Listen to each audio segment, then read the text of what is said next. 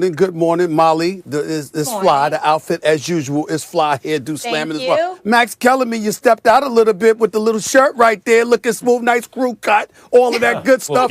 I do have a complaint though, and it's not about either one of y'all. The producers, I mean, where's our opening music? I mean, we just come right on without any music or anything. You're like the open, Stephen A. The beat matters. That's all I'm trying to say. That's all I'm trying to say. Beat matters. You were the open. Like all we needed was you and the New York Giants this morning. All right, okay. Max, let's get right to it, because you know I was super hyped last night watching that game. I still can't believe they pulled it off. Do you think the Giants are now going to run away with the NFC East? They ain't running away with nothing, unless you consider like a game by NFC East standards. Like, oh my God, it's insurmountable. A whole football game. No, they're not running away with anything, and that has a lot to do with their schedule, although when you look at the schedule, you don't see that's an unwinnable game, like Baltimore right now. A couple weeks ago, you go, nah, the Giants are going to get killed, like a month ago. Not anymore. It's a winnable game. Arizona's a winnable game. You know, these are games they can win, but when you look at their schedule, you figure maybe they're 2-2, something like that, and if they're a little bit better than that, great. Cleveland's playing very well right now. You'd like the Giants over the Cowboys last week of the season. But 3 of their next 4, the Giants will be underdogs. And the Washington football team, who, like the Giants, has been trending better and better as the season goes on, who, like the Giants, had a culture change before the season started, although in Washington's case, they had more of a known commodity as a head coach. In the Giants' case, they were hoping that they picked the right guy.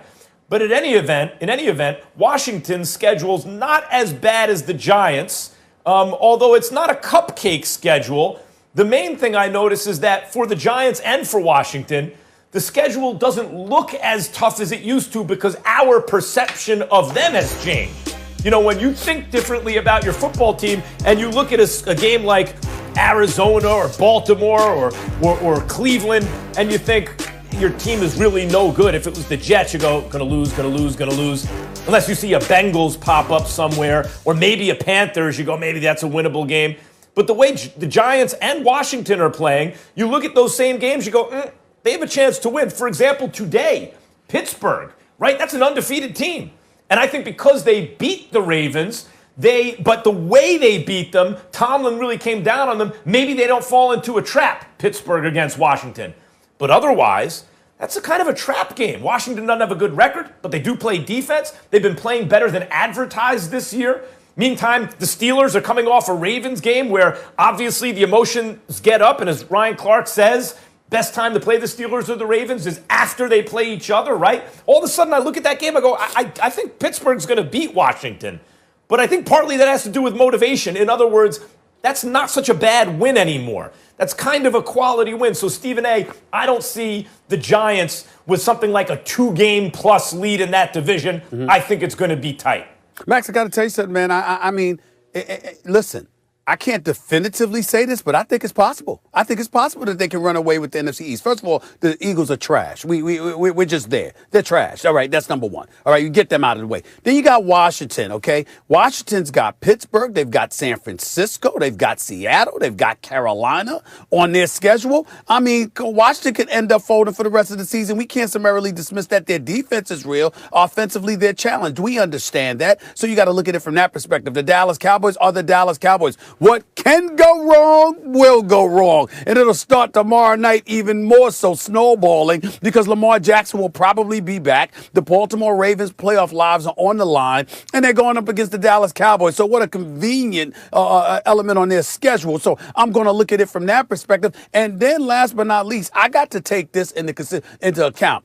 Max Kellerman, did I not come on the air weeks ago and specifically state this dude, Joe Judge, looks like the right man for the job?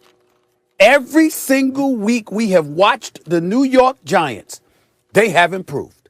Whether they had Saquon Barkley when he goes down, whether they had Daniel Jones, ultimately when he goes down, when you watch the New York Giants, this guy, Joe Judge, seems to be the right man for the job. I can't say enough about the guy thus far. They play hard all the time. They improve every single week. And considering where they were and what we considered them to be, And to watch them go out and play the way that they play, particularly on the defensive side of the ball, they're a top 10 defense, number 8 overall, top 5, meaning number 4 against the run. These brothers come and they play and they get after you. So you're going to be in a dogfight. You're going to have an opportunity to win games because that defense usually gives you that opportunity. And when you combine that with the ineptitude that exists within the rest of the NFC East, not even taking into account their schedule, just what you've seen thus far, and then you take into account the level of competition Washington is going to have to go against, the fact that the Dallas Cowboys are who they are, and we know that the Eagles are trash, I definitely think the NFC East is ripe to be had by the New York Giants and Coach Joe Judge and his defensive coordinator. But I like your points about Joe Judge. I'm going to get to that in a second. First of all, Ron Rivera is a real guy, too. And when you look at the division, the teams with the coaches that you go, okay, that's a culture change. Those are the teams, New York and Washington, trending in the right direction. And those were the teams considered bottom feeders in a bottom-feeding division. So I have to say that about Washington, who usually I think is the weakest team in the division. As far as Joe Judge is concerned, you were right about Joe Judge. Joe Judge, when you do those kind of hard-nosed tactics with the players, you're hard on the players, you're hard on the coaches, early on as a rookie head coach, that could backfire. You have to do it with substance. You have to do it in a way where the team believes that you care about their best interests, right? And Joe Judge has pulled that off so far. It seems to me he's gotten buy-in, and that's great. I'm a huge Giants fan. That's great. I'll say something else. Colt McCoy is a solid NFL backup, but that's what he is, a backup. 100 yards, a touchdown, and an interception, and the Giants were able to beat Seattle with a backup. Daniel Jones, I'd say, is an average or maybe still a tick below average starter, only in his second year, so maybe he can be better than that by next year.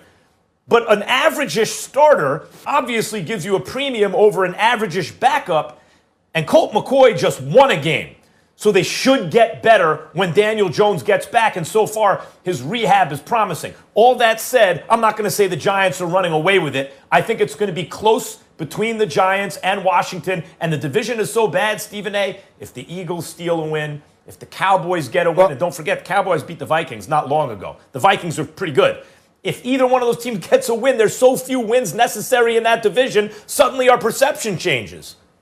Well, first of all, I'm going to say this to you respectfully. I don't think your argument makes much sense when you praise Joe Judge the way that you have, because the bottom line is, if you've watched this man coach and you see the improvement on the New York Giants, and you remember your comments about the NFC least and how pathetic they have been, then it stands to reason, based on what you're seeing alone with the return of Daniel Jones being imminent, that this team is going to continue to ascend. And we can't say anything else about the Dallas Cowboys. You can't say that about the Eagles. You might be able to say that about the Washington Redskins, but we're really not sure as of yet. So we got to take that into consideration. I'll leave this for you and Molly as diehard Giants fans.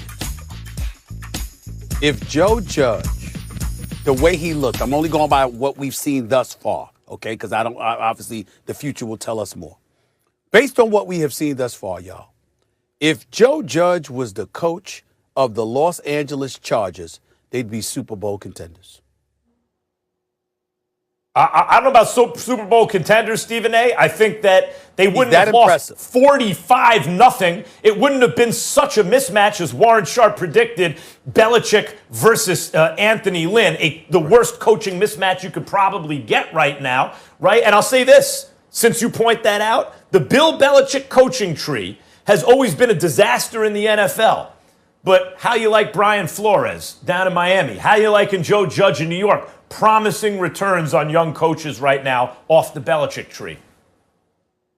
No question. Making lemonade, really doing something special. And I just want to give a quick shout to Leonard Williams and that defense. They're forcing more 3-and-out than they're allowing scoring drives, and they were super impressive yesterday as well. He's had 2.5 and they've been underrated so far this season on this win streak, obviously.